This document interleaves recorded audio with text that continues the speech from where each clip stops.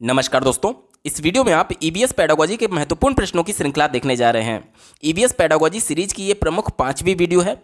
अगर आप ईबीएस के साथ साथ अन्य सभी सब्जेक्ट्स के कंप्लीट पेडागोजी को डिटेल में पढ़ना और समझना चाहते हैं, साथ ही साथ सीटेट के प्रीवियस ईयर पेपर के कंप्लीट सोल्यूशन को देखना चाहते हैं, तो इस वीडियो के बाद से आप इस वीडियो का डिस्क्रिप्शन जरूर चेक करिएगा। और अगर चैनल पर पहली बार विजिट कर रहे हैं तो इसको सब्सक्राइब करते हुए बेल आइकन को जरूर प्रेस कर लीजिएगा, सीटेट, यूपी टेट और सुपर टेट की बेहतरीन तरीके से तैयारी करने के संदर्भ में।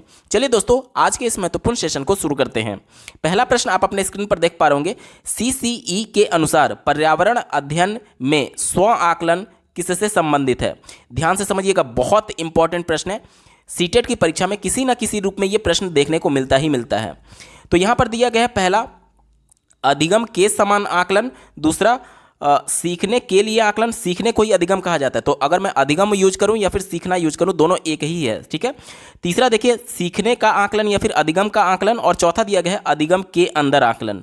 यानी चारों आकलन ही है, चारों एक तरीके से असेसमेंट ही किया जा रहा है, मूल्यांकन ही किया जा रहा है, लेकिन ये क्या अलग अलग क्या लिखा गया है इसके बारे में एक बार समझते हैं।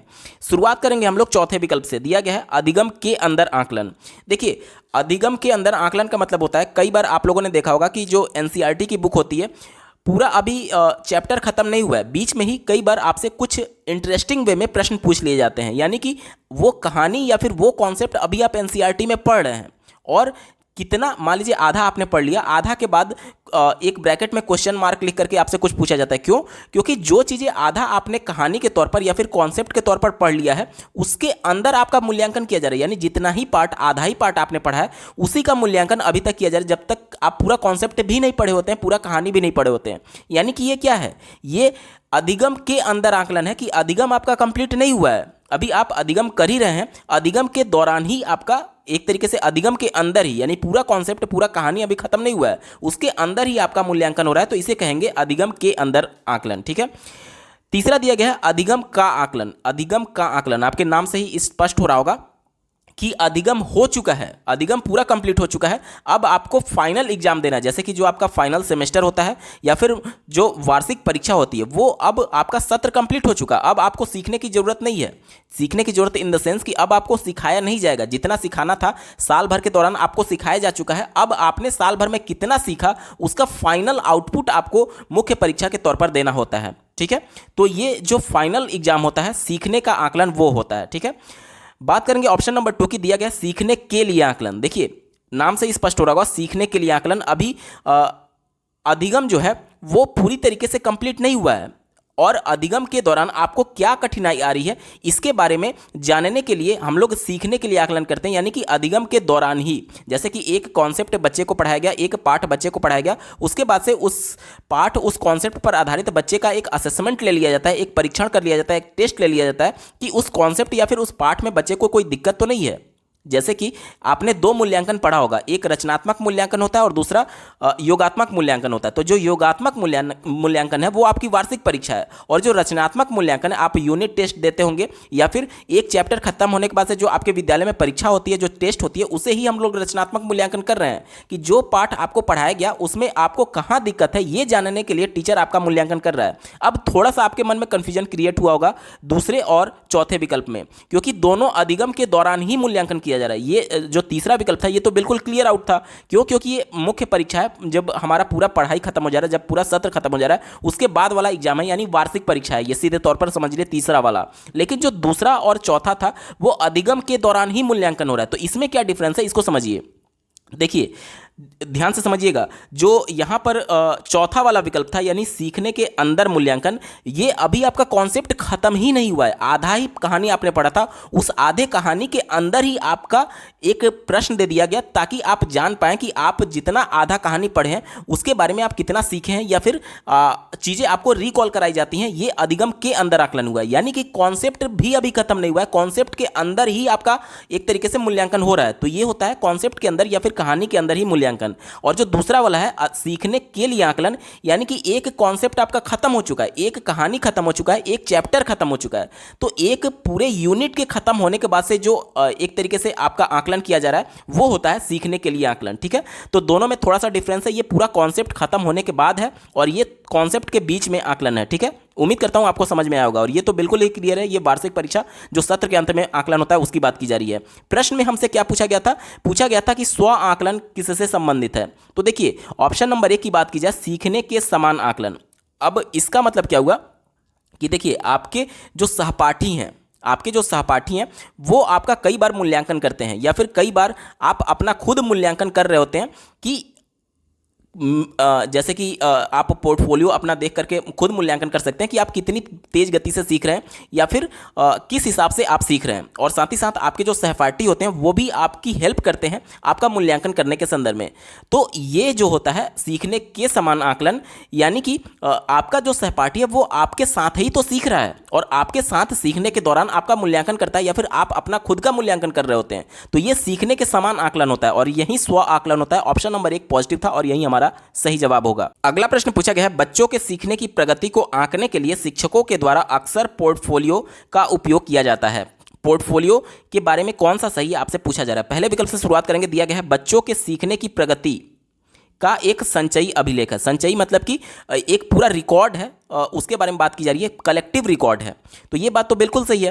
पोर्टफोलियो के बारे में मैं बेसिकली आपको थोड़ा सा बता दूं कि पोर्टफोलियो एक सत्र के दौरान, यानी कि कक्षा 3 में बालक है तो उस कक्षा 3 के दौरान जो भी गतिविधि वो करेगा या फिर जिन भी गतिविधियों में शामिल होगा, जो भी एक्टिविटी करेगा, उसमें उसका परफॉर्मेंस कैसा है, शैक्षणिक प्रगति कैसा है। ध्यान दीजिएगा, एक होता है शैक्षणिक प्रगति और एक होता है व्यवहार। तो जो व्यवहार में परिवर्तन हो रहा है वो एनेक्डोटल में मेंटेन किया जाता है, और जो शैक्षणिक प्रगति हो रहा है यानी कि एकेडमिक जो प्रोग्रेस है बच्चे का, वो पोर्टफोलियो में मेंशन किया जाता है। और ये 1 साल के लिए ही होता है। जैसे कक्षा 3 में है तो उसका अलग पोर्टफोलियो बनेगा, जब कक्षा 4 में जाएगा तो उसका अलग पोर्टफोलियो बनेगा, यानी केवल 1 साल के लिए ही बनता है। ठीक है, तो इसी को ध्यान में रख करके आपको उत्तर देना है। तो पहला तो ये बात बिल्कुल सही था कि ये बच्चों की सीखने की प्रगति का संचयी अभिलेख है, ये आपका पॉजिटिव हो गया। दूसरा देखिए, बच्चों द्वारा अपने कार्यों को प्रदर्शित करने में समर्थ बनाता है। बच्चों द्वारा अपने कार्यों को प्रदर्शित करने में समर्थ बनाता है। जाहिर सी बात है, जब बच्चे एक्टिविटी कर रहे हैं उसी का तो रिकॉर्ड मेंटेन किया जा रहा है, यानी वह अपने प्रदर्शन को प्रदर्शित कर सकते हैं। अब छात्र अपने कार्यों को प्रदर्शित कर सकते हैं, तो ये बिल्कुल पॉजिटिव हो गया, उत्तर होगा। तीसरा देखिए, कहा जा रहा है सिर्फ 1 वर्ष में बच्चों के स्कूल में उसकी उपस्थिति से संबंधित एक कथन है। ये अटेंडेंस से जुड़ा हुआ नहीं है, बल्कि उसके शैक्षणिक प्रगति से जुड़ा हुआ रिकॉर्ड है। और विकल्प क्या कह रहा है कि केवल उसके अटेंडेंस से जुड़ा हुआ है। ठीक है, तो ये निगेटिव था, आपका उत्तर नहीं होगा। चौथा देखिए, बच्चे को सीखने और आकलन में सक्रिय भागीदारी बनाने में सहायता करता है, समर्थ बनाता है। ये तो बात बिल्कुल सही है, क्योंकि पोर्टफोलियो देख करके बच्चे अपना खुद का भी आकलन कर सकते हैं, स्व आकलन भी कर सकते हैं। तो वहीं कहा जा रहा है कि बच्चे को सीखने और आकलन में सक्रिय भागीदारी बनाने में समर्थ करता है, यानी बच्चे भी एक्टिवली पार्टिसिपेट करके, मतलब पोर्टफोलियो को देख करके समझ सकते हैं कि उनका एक्चुअल प्रोग्रेस कितना हुआ है शैक्षणिक वाइज। ठीक है, तो ये भी बिल्कुल पॉजिटिव, तो आपका उत्तर होगा, यानी कि ए, बी और डी वाला विकल्प हमारा सही होगा। अब चलिए विकल्पों पर ध्यान देते हैं। ऑप्शन नंबर 4 देखिए, ए, बी, डी इसका सही उत्तर है। अगला प्रश्न पूछा गया है, पर्यावरणीय अध्ययन में बच्चों के लिए संवेदनशील मुद्दे जैसे कि लिंग भेद का अर्थपूर्ण संपादन किया जा सकता है। देखिए, लिंग भेद कहने का मतलब कि लड़के लड़कियों में जो भेदभाव किया जाता है, जो एक तरीके से जेंडर रूढ़िवादिता चीज़ है, उसको बच्चों के बीच कैसे संवेदनशील, यानी बच्चों को इसके प्रति कैसे एक तरीके से जागरूक किया जा सकता है, ये आपसे प्रश्न पूछा जा रहा है। चौथे विकल्प से शुरुआत करेंगे। कहा जा रहा है कि प्रदर्शनी का आयोजन करके। देखिए, ये कोई ऐसा चीज़ नहीं है जिसे आप बच्चों को प्रदर्शनी करके दिखाएंगे। बच्चे जब खुद उन सभी चीज़ों को समझ रहे होंगे तभी तो इसके बारे में संवेदनशील बनेंगे, यानी कि इस मुद्दे पर बातचीत सबसे ज़्यादा इंपॉर्टेंट होगा। क्योंकि लेव वाइगोत्स्की के सिद्धांत के अनुसार बच्चे जितना अंतःक्रिया करते हैं, किसी मुद्दे पर बात करते हैं, उतना ही उनका जो अधिगम होता है वो अर्थपूर्ण होता है। प्रश्न में आपसे अर्थपूर्ण की बात की गई थी। तो चौथा विकल्प हमारा निगेटिव हो गया, उत्तर नहीं होगा। तीसरे विकल्प की बात करें, व्याख्यान के पश्चात चर्चा का आयोजन करके। देखिए, चर्चा करना काफ़ी हद तक पॉजिटिव है, लेकिन जो चर्चा किया जा रहा है वो किस पर डिपेंडेंट है, वो व्याख्या पर डिपेंडेंट है। और व्याख्या जो होता है वो प्राइमरी के लिए निगेटिव सेंस में होता है। कैसे? देखिए, व्याख्या जो है वो अपर क्लासेस के लिए होता है। जैसे कि आप बीए बीएससी करेंगे तो वहाँ पे लेक्चरर होते हैं। वो क्या होते हैं? आपके क्लास में आएंगे, लेक्चर देंगे, आपने क्या सीखा क्या नहीं सीखा, आप एक्टिवली पार्टिसिपेट कर रहे हैं, कक्षा में क्या कर रहे हैं उनसे कोई मतलब नहीं होता, वो लेक्चर दे करके आपको चले जाएंगे। तो ये होता है व्याख्यान। और जो प्राइमरी स्तर के बच्चे होते हैं वो खेल के माध्यम से एक्टिवली पार्टिसिपेट करके खुद करके सीख रहे होते हैं। तो व्याख्या वर्ड निगेटिव है, इस वजह से ये पूरा विकल्प हमारा निगेटिव हो जाएगा। दूसरा देखिए, व्याख्यान का आयोजन करके। अभी मैंने समझाया कि व्याख्यान, व्याख्या ये सब हमेशा निगेटिव होते हैं, ये भी उत्तर गलत हो गया। एक ही विकल्प बचा, ऑप्शन नंबर 1 देखिए, बच्चों के मध्य बातचीत का संचालन करके। अब बच्चे जब उस मुद्दे पर बात कर रहे होंगे तो जाहिर सी बात है कोई अपना अनुभव शेयर कर रहा होगा, कोई दूसरा बच्चा अपना अनुभव शेयर कर रहा होगा, तो बच्चा एक्टिवली पार्टिसिपेट कर पा रहा है, ग्रुप में इंटरेक्ट कर पा रहा है, इसकी वजह से वह खुद अपने कॉन्सेप्ट को डेवलप करेगा, यानी कि लिंग भेद जैसी चीज़ों को के बारे में खुद समझने के लिए प्रयास कर रहा है। और जिसमें बच्चा एक्टिवली पार्टिसिपेट करता है उसके प्रति उसका अधिगम जो होता है वो अर्थपूर्ण होता है, और इसी के माध्यम से बच्चे को संवेदनशील बनाया जा सकता है। विकल्प नंबर 1 पॉजिटिव था और यही आपका सही जवाब हो जाएगा। अगला प्रश्न पूछा गया है, निम्नलिखित में से कौन सा पर्यावरण अध्ययन में बच्चों के आकलन के लिए सबसे कम उपयुक्त होगा। निगेटिव सेंस में आपसे प्रश्न पूछा गया है, इसी को ध्यान में रख करके आपको उत्तर देना है। चौथे विकल्प से शुरुआत करेंगे। कहा जा रहा है कि सृजनात्मक प्रश्न। सृजनात्मक प्रश्न मतलब कि जो बच्चों में मौलिकता को जनरेट करे, सृजनात्मक बनाए, तो जाहिर सी बात है ये तो बिल्कुल पॉजिटिव है। एनसीएफ 2005 और राष्ट्रीय शिक्षा नीति 2020 दोनों सृजनात्मकता पर जोर देते हैं, ये पॉजिटिव था, इस वजह से हमारा उत्तर नहीं होगा क्योंकि हमसे निगेटिव सेंस में प्रश्न पूछा गया है। तीसरा प्रश्न बात करेंगे विस्तारित प्रश्न। विस्तारित प्रश्न का मतलब कि बच्चे जिसमें उस पर्टिकुलर कॉन्सेप्ट को इलेबोरेट कर रहे हो, यानी उसको विस्तार पूर्वक समझाने की कोशिश कर रहे हो, बच्चों के माध्यम बच्चे कर रहे हो। तो यहाँ पर जब बच्चे विस्तार से किसी मुद्दे पर बात करेंगे तो जाहिर सी बात है उनका मौलिक विचार रहेगा, तभी वो बात कर पाएंगे। कहने का मतलब कि वो चीज़ों को रट करके पूरे मुद्दे पर विस्तारित रूप से बात नहीं कर पाएंगे। वो जब मामले को समझे रहेंगे, पूरे मुद्दे को समझे रहेंगे, कॉन्सेप्ट को समझे रहेंगे, तभी उस पर अपने मौलिक विचार को प्रस्तुत कर सकते हैं। तो ये कहीं ना कहीं सृजनात्मकता से जुड़ा हुआ था, यानी पॉजिटिव सेंस में। इस वजह से ये भी हमारा उत्तर नहीं होगा क्योंकि निगेटिव सेंस में प्रश्न पूछा गया था। दूसरा विकल्प देखिए, मुक्त उत्तर वाले प्रश्न। मुक्त उत्तर कहने का मतलब कि जैसे देखिए 2 प्रकार के प्रश्न होते हैं। अगर मैं आपसे बोलूं कि भारतवर्ष की राजधानी कहाँ है, तो आपका उत्तर एक ही होगा। चाहे किसी भी बालक से आप पूछ लीजिए, किसी भी टीचर से आप पूछ लीजिए, सबका उत्तर एक ही होगा, कॉमन होगा। तो ये क्या है, ये बंद सिरे वाला प्रश्न है। और अगर मैं आपसे ये पूछूं कि भारतवर्ष में गरीबी को आप किस प्रकार से दूर करेंगे, तो इसके अनेक उत्तर हो सकते हैं। क्यों? क्योंकि अनेक उपाय हो सकते हैं गरीबी को दूर करने के संदर्भ में। तो ये क्या हो गया, ये खुले सिरे वाला यानी मुक्त सिरे वाला प्रश्न हो गया, यानी जिसका जवाब आप एक शब्द में दे पाएं और उसका उत्तर यूनिक हो, वो हमारा बंद सिरे वाला प्रश्न है। और जिसका जवाब आप एक शब्द में ना दे पाएं और जिसका अनेकों जवाब पॉसिबल हो, उसे मुक्त सिरे वाला प्रश्न कहते हैं। तो मुक्त सिरे वाले प्रश्न में ज़्यादा अपने आप को अभिव्यक्त करने का मौका मिलेगा। ठीक है, तो ये हमारा पॉजिटिव है मुक्त सिरे वाला प्रश्न। क्यों? क्योंकि बच्चा अपने आप को एक्सप्रेस कर रहा होगा, अभिव्यक्त कर पा रहा होगा। और यहाँ पर बच्चों के आकलन के लिए बच्चों के आकलन करना है, तो जाहिर सी बात है बच्चा जिसमें अपने आप को एक्सप्रेस कर पा रहा होगा उसमें उसका अच्छे तरीके से आकलन किया जा सकता है। तो ये हमारा पॉजिटिव सेंस में था, इस वजह से उत्तर नहीं होगा। लेकिन बात करें ऑप्शन नंबर 1 की, बंद उत्तर वाले प्रश्न, तो अगर मैं आपसे पूछूं कि भारत की राजधानी क्या है, तो जाहिर सी बात है बच्चा इसको रट कर भी बता देगा। यानी कि इससे एग्जैक्ट हम लोग नहीं बता सकते हैं कि बच्चा कितना सीखा है अथवा नहीं सीखा है। हो सकता है कि वो पूरे कॉन्सेप्ट को ही रट लिया हो, क्योंकि यूनिक ही तो है, रटना है, इसमें कोई उत्तर अलग थोड़ी होगा, सबका उत्तर कॉमन ही होगा। तो इससे बच्चों के आकलन में ये सबसे कम उपयुक्त होता है बंद उत्तर वाले प्रश्न। ऑप्शन नंबर 1 निगेटिव था, और चूंकि निगेटिव सेंस में ही प्रश्न पूछा गया, इस वजह से यही आपका सही जवाब हो जाएगा। विकल्प 1 सही उत्तर होगा। अगला प्रश्न पूछा गया है, निम्नलिखित में से क्या पर्यावरण अध्ययन में आकलन का संकेतक होना चाहिए। पॉजिटिव सेंस में आपसे प्रश्न पूछा गया। ठीक है, ईवीएस का मूल्यांकन करना है, तो इसके लिए देखिए चौथे विकल्प से शुरुआत करेंगे। कहा जा रहा है कि पाठ्य पुस्तकें। एनसीएफ 2005 बच्चों को उसके परिवेश से जोड़ने की बात करता है, यानी कि औपचारिक चीज़ें जो पुस्तक के माध्यम से जो विद्यालय में आप सीख रहे हैं, उसके ज्ञान के लिए हमें अनौपचारिक चीज़ें जो बच्चे का परिवेश था उससे जोड़ करके, उसके पूर्व अनुभव से जोड़ करके बच्चे को बताना है। तो पाठ्य पुस्तकें बच्चों को सीमित कर रहा है केवल औपचारिक चीज़ों में, यानी विद्यालय तक ही केवल बच्चे को सीमित कर रहा है। तो ये विकल्प हमारा निगेटिव है, उत्तर नहीं होगा। तीसरा विकल्प देखिए, पेपर पेंसिल परीक्षण। ये विकल्प बहुत संकुचित होता है। क्यों? क्योंकि देखिए आज हम लोग समावेशी कक्षा की बात करते हैं। समावेशी कक्षा में दृष्टिबाधित बालक भी होगा, श्रवण बाधित बालक भी होगा। तो जो देख नहीं सकता है, जो दृष्टिबाधित बालक है, जाहिर सी बात है वो पेपर पेंसिल परीक्षण के लिए कंफर्टेबल नहीं है। तो आज की शिक्षा पद्धति में सबको साथ लेकर के चलने की बात होती है। तो पेपर पेंसिल परीक्षण जो है ये सबके आकलन के लिए उपयुक्त नहीं होगा। जो दृष्टिबाधित है, जाहिर सी बात है उसके लिए पेपर पेंसिल कंफर्टेबल नहीं होगा, और वो ब्रेल लिपि उसके लिए आवश्यक होगा परीक्षण देने के लिए, या फिर अपने आप को एक्सप्रेस करने के लिए, या फिर बोल करके मौखिक परीक्षण वो कर सकता है। वो पेपर पेंसिल पर वो कंफर्टेबल नहीं होगा। तो ये हमारा निगेटिव हो गया, उत्तर नहीं होगा। ठीक है, दूसरा विकल्प बात करें, स्मरण करना, याद करना, रटना, स्मरण करना, ये सभी एनसीएफ 2005 के द्वारा निगेटिव सेंस में माने जाते हैं। बच्चे सक्रिय रूप से भाग लेकर के अपने ज्ञान की रचना करते हैं, यानी संरचनावाद को एनसीएफ 2005 और राष्ट्रीय शिक्षा नीति 2020 दोनों समर्थन देते हैं। और रटना जो है वो बच्चे एक्टिवली पार्टिसिपेट करके अपने ज्ञान की रचना नहीं कर रहे हैं यहाँ पर, इस वजह से ये निगेटिव सेंस में था। आपका उत्तर नहीं होगा। एक ही विकल्प बचा, ऑप्शन नंबर 1 सहयोग। देखिए पर्यावरण अध्ययन की बात की जा रही है, पर्यावरण अध्ययन में सहयोग जो है वो आकलन का संकेतक होगा। ऑप्शन नंबर 1 पॉजिटिव है और यही हमारा सही जवाब हो जाएगा। क्यों? क्योंकि हम लोग ग्रुप्स में काम करते हैं। ग्रुप्स में लेव वाइगोत्स्की के सिद्धांत के अनुसार बच्चे समूह में ही रह करके अपने ज्ञान की रचना करते हैं। ठीक है, तो ऑप्शन नंबर 1 जो है सहयोग है वो बिल्कुल पॉजिटिव है और यही हमारा सही जवाब होगा। अगला प्रश्न पूछा गया है, पर्यावरण अध्ययन में प्रकरण के स्थान पर उप विषय यानी कि थीम गत उपागम को स्वीकार किया गया है, क्योंकि? तो जैसा कि आप लोग जानते हैं कि ईबीएस में प्राइमरी लेवल पर 6 थीम है और जो पहला थीम है परिवार एवं मित्र, उसके 4 उप थीम बताए गए हैं। तो यहीं आपसे पूछा गया है कि ये उपागम को क्यों स्वीकार किया गया है। तो पहले विकल्प से शुरुआत करेंगे। दिया गया है यह संयुक्त और परस्पर संबंधित समझ को सक्षम बनाता है, समझ को सक्षम बनाता है, तो ये बिल्कुल पॉजिटिव था। दूसरा बात करेंगे यह शिक्षण और समझाने को आसान बनाता है, ये भी बात बिल्कुल सही है।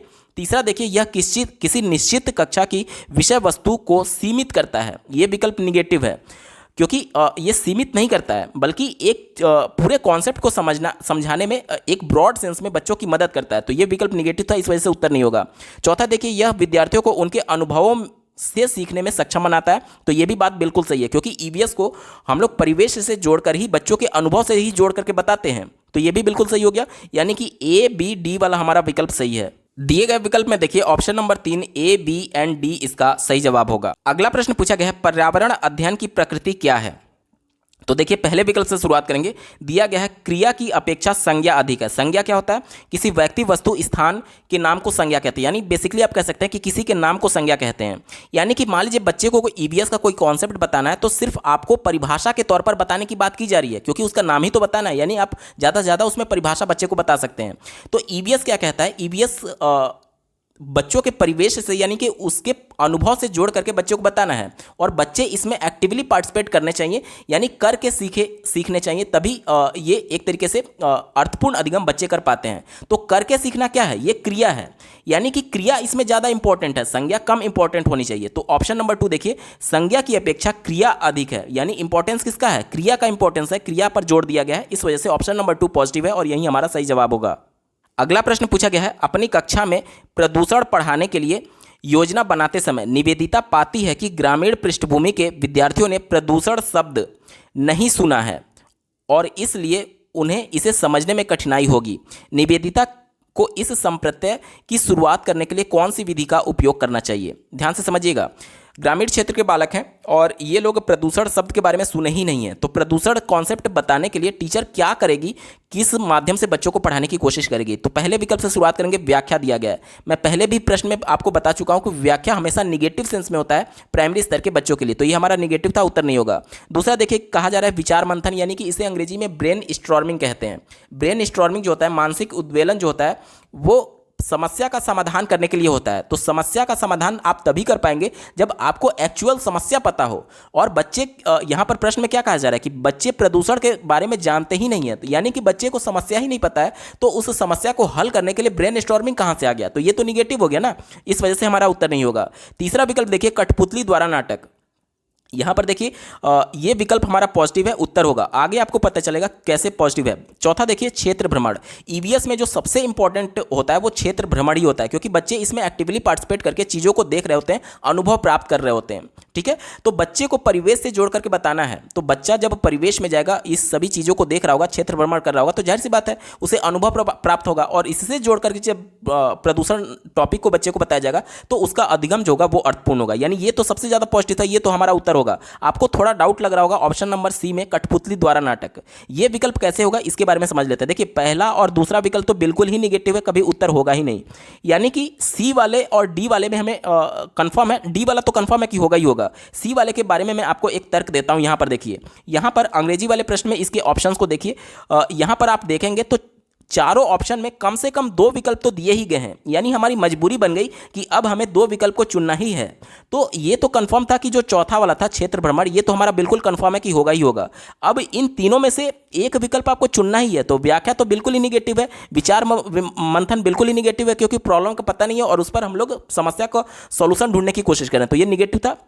इस वजह से कठपुतली द्वारा नाटक जो है वो अब पॉजिटिव सेंस में हो जाएगा, क्योंकि दो दो विकल्प चारों ऑप्शन में दिए गए हैं। इस वजह से हमारी मजबूरी बन गई कि इसे भी हमको सही मान करके चलना होगा। वैसे भी देखिए, कठपुतली द्वारा नाटक जब बच्चे देखेंगे तो थोड़ा बहुत उसके बारे में, प्रदूषण के बारे में थोड़ा बहुत कॉन्सेप्ट ही सही, वो चीज़ों को सीख रहे होंगे। तो ये पॉजिटिव सेंस में है, इस वजह से सी और डी वाला विकल्प आपका सही होगा। दिए गए ऑप्शन में देखिए, ऑप्शन नंबर 1 केवल सी और डी इसका सही जवाब है। अगला प्रश्न है, परिवार एवं मित्र पाठ पूर्ण होने पर चेतन विद्यार्थियों का इकाई परीक्षण यानी कि यूनिट टेस्ट लेना चाहता है।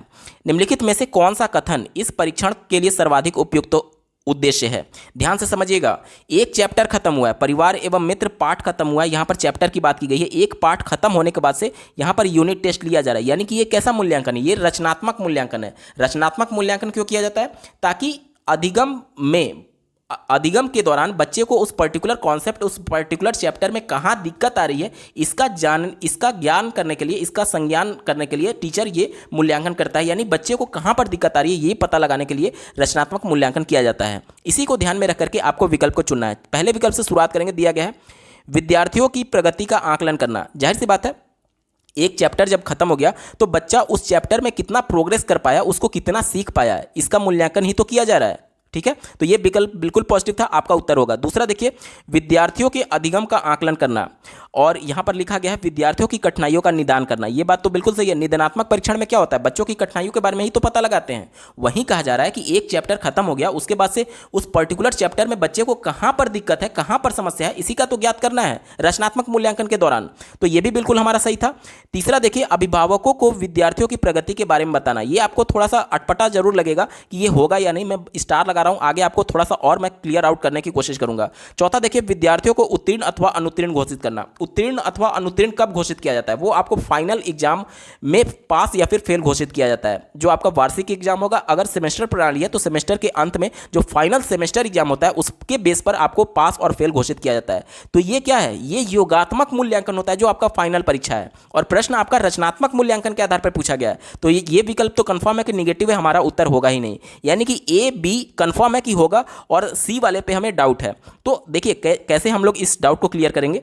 सबसे पहले आपको विकल्पों पर एक बार ध्यान देना है। चारों विकल्पों को देखिए, चारों विकल्पों में तीन तीन ऑप्शंस दिए गए हैं। पहला और दूसरा, ए और बी वाला तो 100% कंफर्म था, और डी वाला हमारा गलत था। यानी कि दो तो कंफर्म सही है, और चूंकि यहां पर चारों में तीन विकल्प दिए गए हैं, इस वजह से जो हम लोग डाउट लेकर के चल रहे थे सी वाले विकल्प में, अब ये सी वाला विकल्प 100% सही हो जाएगा। क्यों? क्योंकि चारों में तीन तीन है, तो हमारी मजबूरी हो गई कि तीन विकल्प को चुनना ही है। तो पहला और दूसरा तो बिल्कुल सही था, तो और ये भी सही हो जाएगा, तभी तो तीन होगा, क्योंकि चौथा वाला तो बिल्कुल निगेटिव था, आपका उत्तर नहीं होगा। यानी कि ए बी और सी वाला ऑप्शन सही होगा। दिए गए विकल्प में देखिए, ऑप्शन नंबर 2 ए बी और सी हमारा सही जवाब है। अगला प्रश्न पूछा गया है, विलियम जो कि एक शिक्षक हैं, अपनी कक्षा के लिए पक्षी अवलोकन क्लब की स्थापना करना चाहते हैं।